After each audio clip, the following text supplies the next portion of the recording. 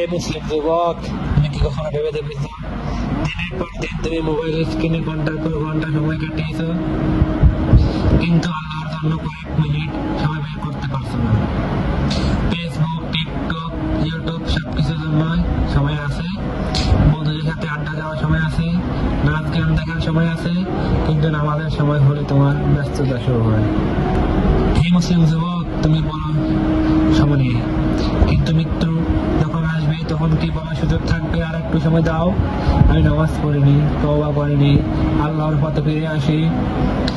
না, তখন আর কোনো সুযোগ থাকবে না। আজ যে মোবাইলটা তোমার হাতে, একদিন সেটা অন্য কারো হাতে থাকবে। আজ যে ঘরে তুমি থাকো, একদিন সেই ঘরে তোমার ছবি তুলবে। আর তুমি চলে যাবে এমন এক জায়গায়, সেখানে তোমার সাথে যাবে না তোমার টাকা, তোমার ফোন, তোমার বন্ধু কিংবা তোমার বিনোদন, সাথে যাবে শুধু তোমার আমল।